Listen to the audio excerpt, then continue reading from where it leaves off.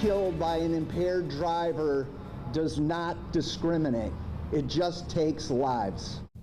Michigan leaders are pushing for new laws to keep our roads safe during a season when we see an increase in impaired driving. Every year, hundreds of Michigan families lose a loved one to a driver under the influence of alcohol or drugs. Today, a coalition of doctors, survivors, and law enforcement officers gathered at the state capitol to demand change.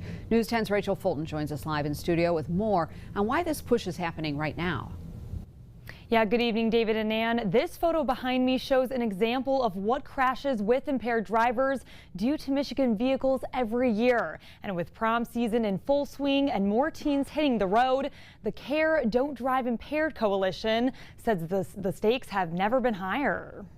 The Senate has the opportunity to give our law enforcement officers a modern tool for a modern problem. A problem advocates say is only getting more complicated. Drug-impaired driving is getting harder to spot and stop in real time. Our deputies are hardly trained, and we rely on drug recognition experts whenever possible. That gap was highlighted Thursday during a gathering at the state capitol. Unlike alcohol, drugs don't show up on a breathalyzer test. So victims, advocates, and lawmakers called for police to get new tools to test for a wider spectrum of substances. This would allow for oral fluid testing or saliva testing to help stop impaired driving on the roads that we all use. For State Representative Julie Rogers, this isn't just policy. As a physical therapist, she's seen what happens after a crash. Car crashes are not ankle sprains or a broken wrist. They're often life-altering.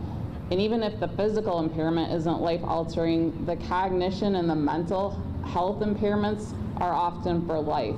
But for some families, recovery isn't part of the story. Advocate Sue Selhaney now lives with the scene of her brother's final moments. Video from my brother's GoPro from before, during, and after the crash. Hearing his bike wheel cycling on the grass and my brother moaning as he lies dying. That's haunting. With crash numbers climbing, advocates say if a new tool or practice isn't implemented, the risk stays on the road. Supporters of this legislation say an oral fluid testing device could change what happens in the first moments of a traffic stop. It could provide immediate, objective data to help officers make decisions and remove impaired drivers from the road. David and Ann, back to you at the desk. Rachel, thank you. The bills passed the House with bipartisan support. They are now awaiting action in a Senate committee.